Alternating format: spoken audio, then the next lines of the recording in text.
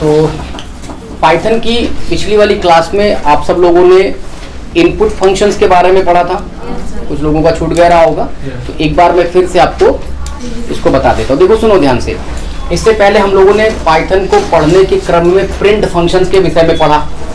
उसके बाद क्या पढ़ाया आपको मैंने? डेटा टाइप के बारे में बताया। बोलो भाई।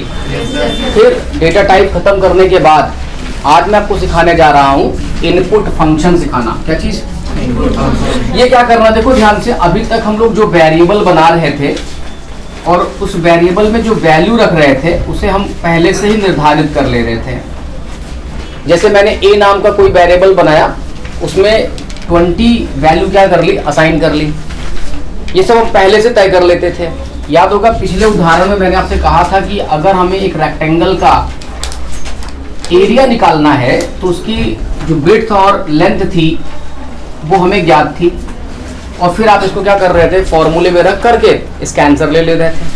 लेकिन अब मैं ये चाहता हूँ कि ये जो वैल्यू है ना वेरिएबल्स की, जो पहले से असाइन है, वो असाइन ना हो, बल्कि इस वैल्यू को अब कौन एंटर करे? इसको एंटर करे कौन? यूजर। जब आपका प्रोग्राम रन करे तो कंसोल विंडो पर वेरिएबल के लिए यूजर से क्या मांगा जाए? इनपुट मांगा जाए।